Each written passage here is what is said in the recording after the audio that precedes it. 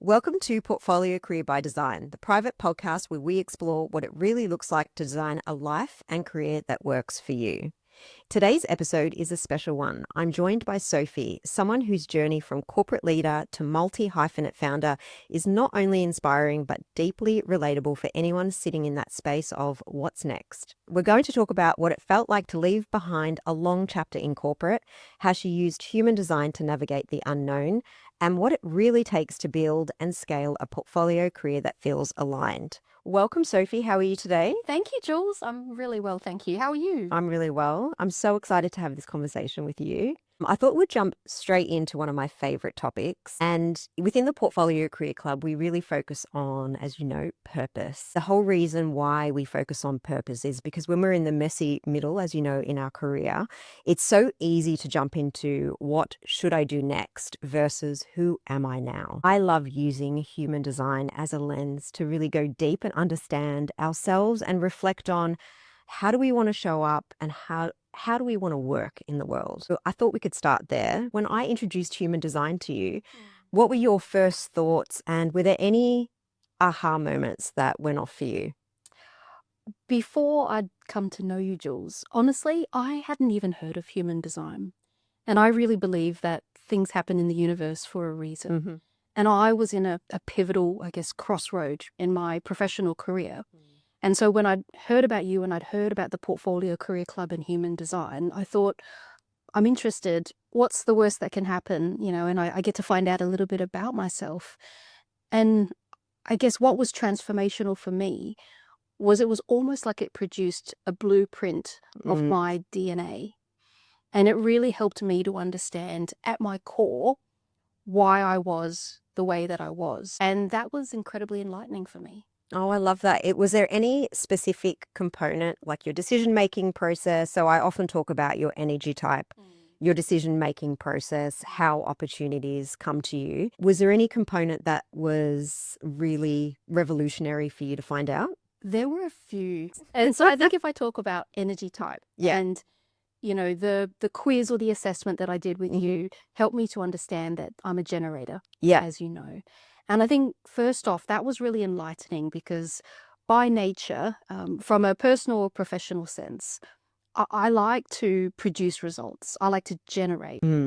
And I think for me, being really productive was always core to who I am in terms of purpose. And so understanding that just brought so much clarity to my own, sense of who I am. So I think that was a real light bulb moment.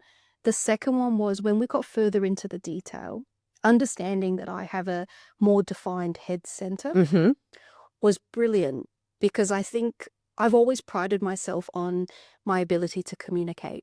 And I remember when I read the report, there was a really great reference to I have the ability to transmute the complex into something that's simple to understand. And I think particularly where I've come from and my background is retail. I think that's really important, that when we're communicating to people, firstly, it's about seek to understand. And then secondly, it's about communicating in a way that's effective to the person that we're communicating to. Yeah. And then my last one was, I think in terms of my profile, being a 5-1, I came to understand that my purpose is, to spread a message or to teach. And when I paired that with the one aspect, which is also about being really focused on being a subject matter expert, I think in the line of work that I've chosen, that really resonated. Yeah. Because if I think about, what I have become passionate about, which is helping retailers and the community reduce total loss in the retail world, that is about knowing your stuff. Yeah. And being really into the detail in order to provide the right level of advice and recommendations. Yeah, I could so see that as the 5-1. It's also called the specific problem solver and the researcher. And when we started working together and unpacking what that meant for you, because you were so clear on the problem you were solving for your ideal client, I could just see how you used both of those gifts within your chart And it just came through so clearly in all of your communications, how you showed up on LinkedIn, how you were creating your website copy. So it's wonderful to see it in action. And I think that's the other thing I think is interesting. And I wanted to get your feedback on, you've done other personality tests, potentially Myers-Briggs or DISC. What's your main reflection on the difference between like how you feel human design works in action versus other tools you may have experienced? I think human design is different on two fronts. It feels more personal, whereas with DISC, it can be quite generic. Whereas human design almost is like your DNA roadmap for yourself. And I think with that comes even more clarity and even more purpose. And then the second way that I think human design is more relevant is because of that level of clarity, it means that I can actually generate actions and ideas moving forward that I can take with me to, I guess, harness those abilities, if that makes sense. Because essentially what human design is telling me is if I want to be the best version of myself, these are some things that I can either be aware of or look to. And if I give you a really quick example, one of them was around don't chase. And I think my natural inclination in previous lives was to chase. And actually, for me, what's natural for me is almost to respond. And that's the builder archetype, which you are, is to respond, like to respond to opportunity. Absolutely. And I think what was really great was once I realized that, something in my mind shifted because I'm naturally a bit of a scanner anyway. So I'm scanning the environment. I love to listen. I love to observe. And so linking that in really made me see, well, actually, if I keep doing what I'm naturally good at, then opportunities and ideas will surface. And I think human design really reinforced that for me. Yeah, I love that reflection because also we've been taught that, we need to go and get things like just do it, very hustler mode in the traditional work sense. And actually your design's all about having that reflection moment and responding to what's in front of you. And that brings me on to my next question. And I wanted to slightly rewind a little bit back. You had a thriving corporate career, and then you made the decision to step away. And that's a huge identity shift, not just from an identity perspective, but, emotionally, practically, and personally. And I wanted to understand what the emotional landscape was like when you stepped away from corporate. How did that feel for you in the first 3 to 6 months? It was hard. And mostly because I had linked so much of myself to my work identity. And so much of my purpose and reason for being was linked to who I work for. I think more than that, though, you miss the people. And I miss the people still to this day. Yeah. Because, you often say you tend to spend more time with your work colleagues than sometimes you do with your own family and friends. Not necessarily great balance. Yeah. That can be what happens. And when you're committed to your job and, you have responsibility, that generally tends to happen is that you work long hours. So I think it was really hard in the beginning. Yeah. And also leaving and not necessarily knowing what's next. Yeah. But equally, I wouldn't change it for the world because I almost think it's in that period of discomfort that we also can experience the most growth if we're open to it. And, I've probably never been more vulnerable and more honest with myself than I was, particularly after I just left Coles. Yeah. In those early months, do you remember the questions you were asking yourself? And the reason why I'm diving into this is because there are so many people in a similar situation who are either thinking of going, transitioning away from corporate, stepping into more of a portfolio career where they're monetizing their skill set.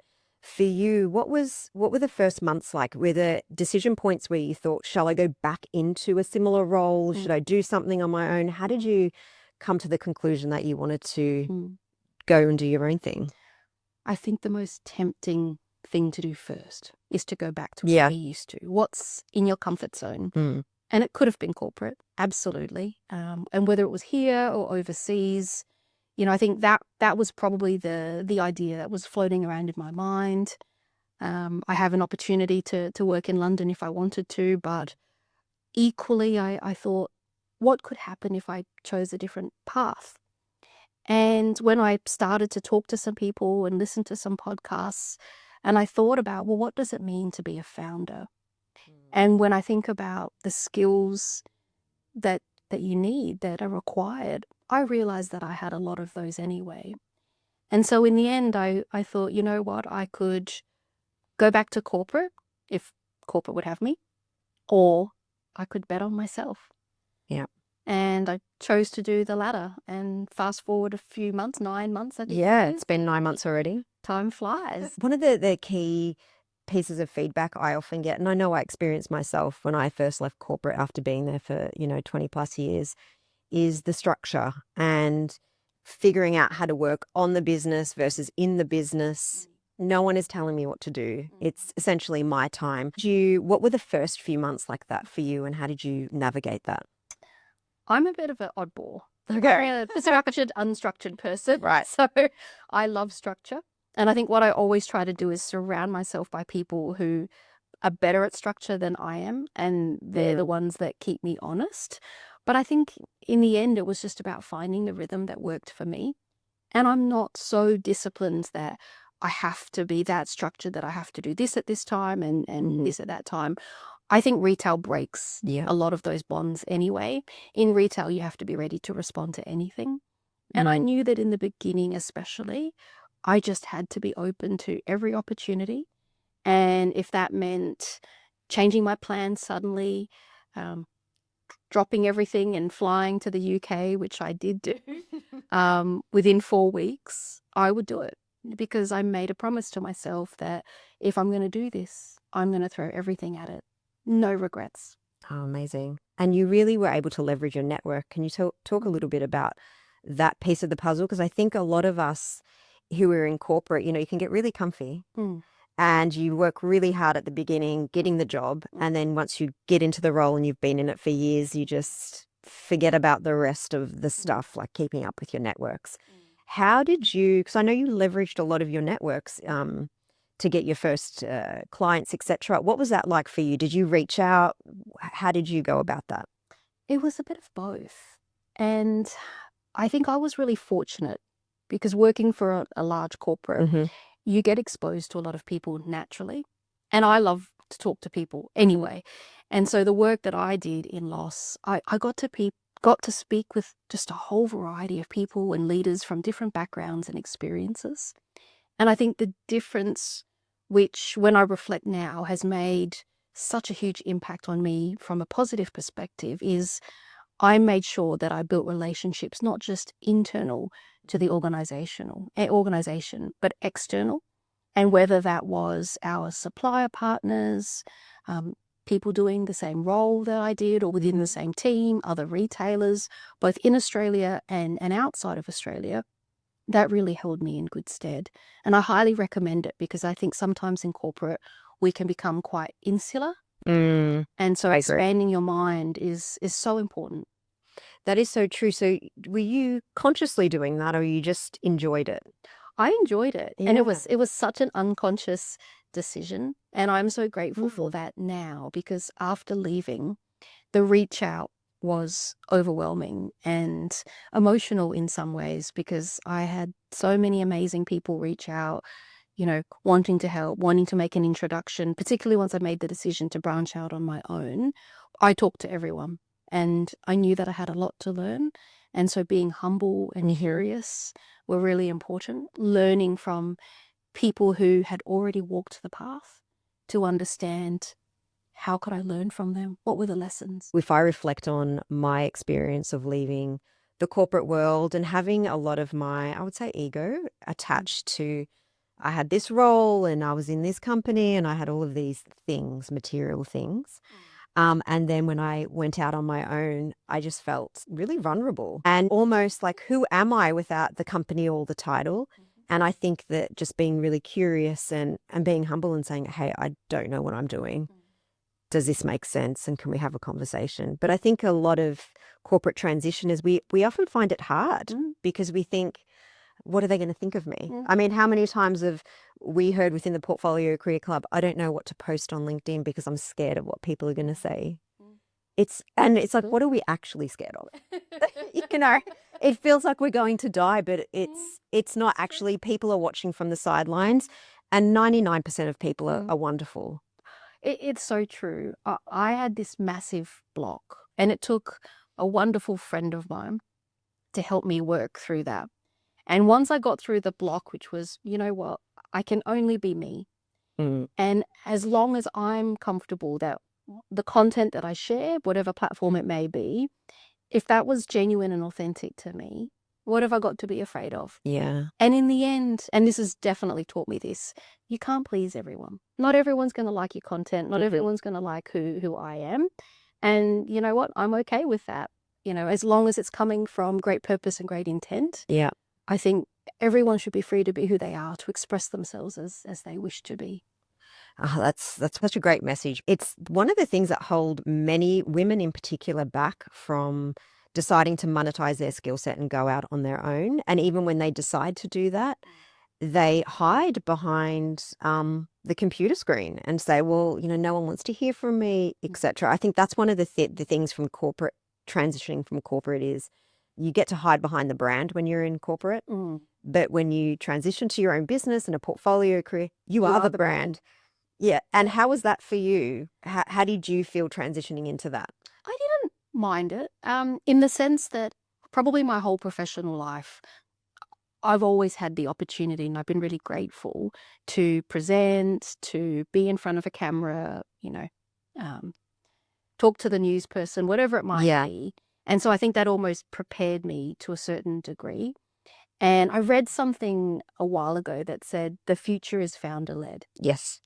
And I recognize that, you know, I don't have a big corporate name and brand that was behind me, that was recognized, that I used to have. And so it's got to be me. And I have to somehow find a way to have cut through, to make a difference and to stand out. And so that's what I did. And hopefully it's working. I mean, it is. I want to dig a little bit deeper, because some of the things that we hear inside the Portfolio Career Club and in general with corporate transitioners is, what are the first steps? What are the first steps that you took? So I get that question often, and I'm like a typical consultant. I respond, well, it depends, right? It depends on your situation.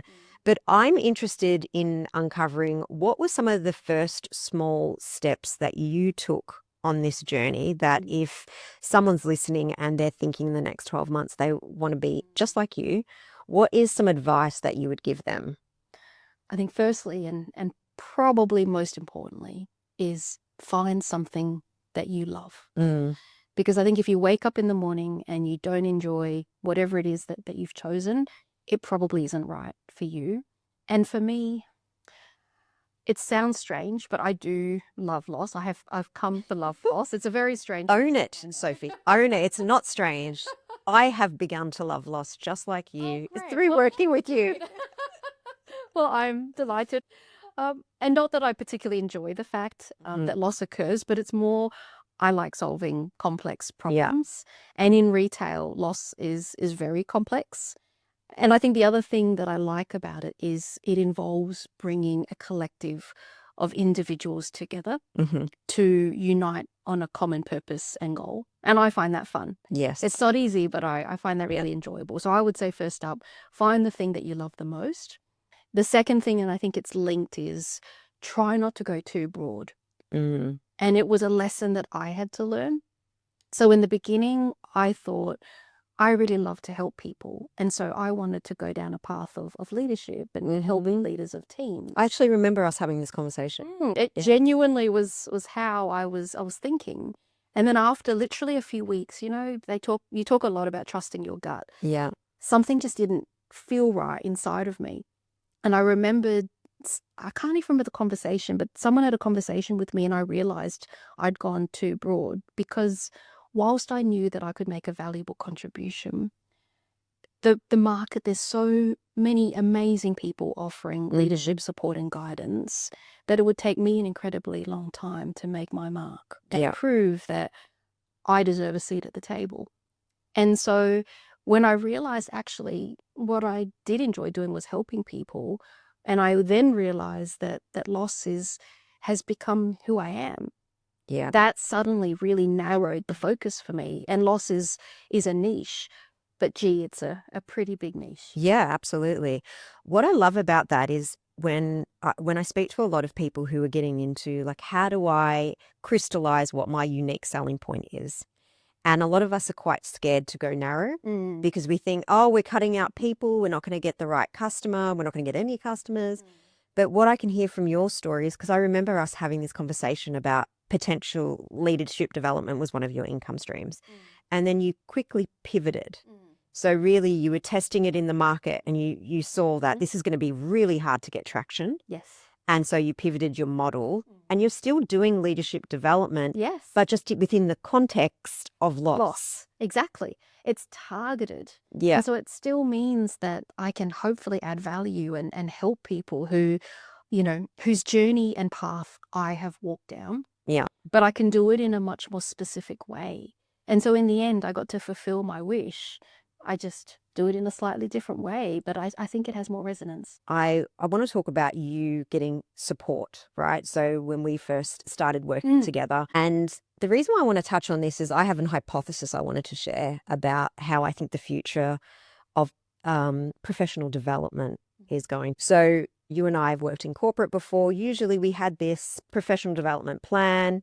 There's been moments where we were invested in, our skill development was invested in, and we had this opportunity to know how we were climbing this corporate ladder. But as we know, that whole structure is being diluted, the corporate ladder is going away.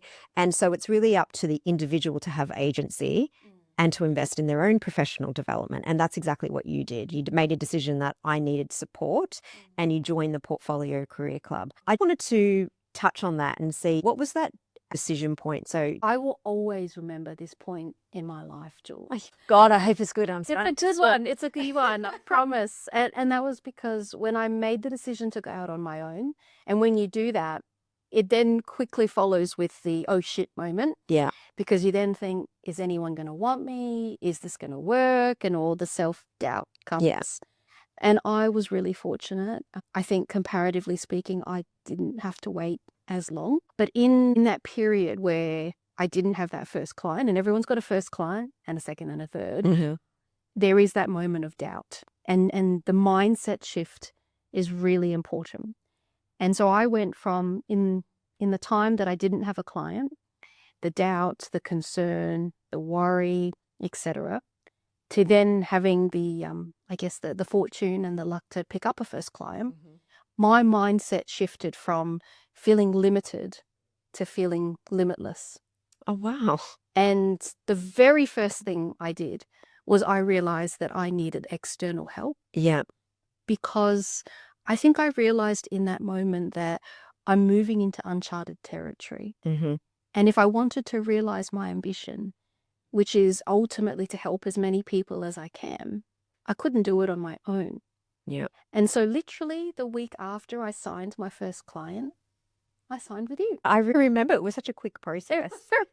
I'm very quick. Because being in corporate, a lot of us are used to being invested in. Like if we want to coach, the company pays for it. If we want development, we pitch it to the company. If the business case stands up, we don't have to pay for it. So it was that transition into being the founder-led mindset is really, I need to invest in myself. Yeah.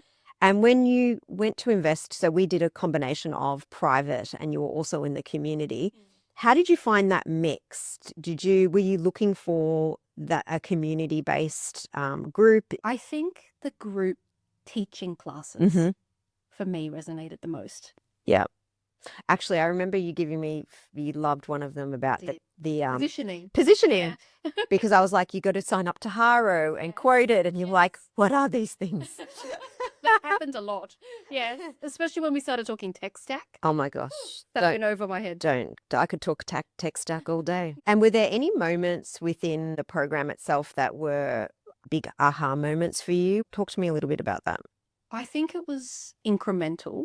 Yeah. But there were many of those moments, if that makes sense. Yeah. So I don't think there was anything big, but there were a lot of little things that was enough of a nudge to make me realize that just when I thought I was getting comfortable, I needed to get uncomfortable again and do something different, like the position in class that you taught. So I wanted to move on to two things I wanted to chat to you about, which I think that you've just done beautifully. Firstly is positioning yourself online and being open to being seen. This is, if not, the number one thing I get from women is visibility. I'm so scared to be visible. I'm so scared to post on LinkedIn. I wanted to know how you felt about that whole process, because going from corporate to business owner, right now it's all about how you can be visible as the founder and you having a personal brand. So how did you find that process? I went through the same challenges for the people that you're referring to, because I think by nature, very few people, unless you're used to being in the public eye, find that process comfortable. I didn't.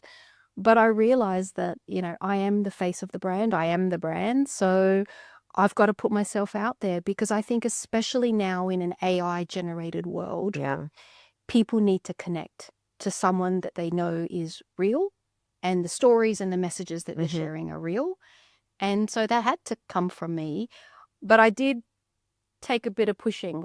People literally had to push me off the cliff, figuratively, not literally. And, there are a couple of people in particular, I think I mentioned, that really guided me and forced me to look at myself in the mirror to say, what am I really afraid of? And once I did that, it was great. And, the thing about me, and one of my core principles, is discipline and consistency.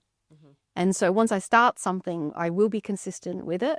And I haven't looked back since.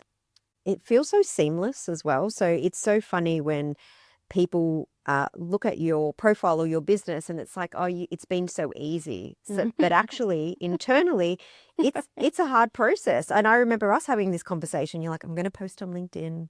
I know I'm going to do this. But it is this step of I always talk about going over the cringe mountain to get to the other side of, actually feeling authentic and people seeing us. And it's extremely important when we're building a personal brand. It's a great analogy. Sorry, that one. I wanted to change gears a little bit and talk about scaling. So where you're at right now, some of the wins that you've had this year, and what does next year look like for you? I mean, I'm just enjoying the moment, right? In terms of, I've been really lucky to work with retailers both here and overseas. And that in itself has been an incredible journey. And I've learned a lot, and hopefully I've added value. So in the future, I see more of that. We've just launched the Leadership Circle, which is about empowering leaders who work in loss prevention. So I think in the future, it's hopefully going to be the expansion of the Leadership Circle. A personal question for you. What's your personal goal or vision for next year? Have you thought about 2026 and what you'd like to see and feel? This may be controversial. Oh, I love controversial.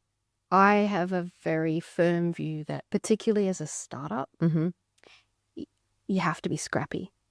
And you also have to commit. Now, don't get me wrong, and I know, yes, you are definitely the wonderful guardian angel on my shoulder that reminds me to have balance.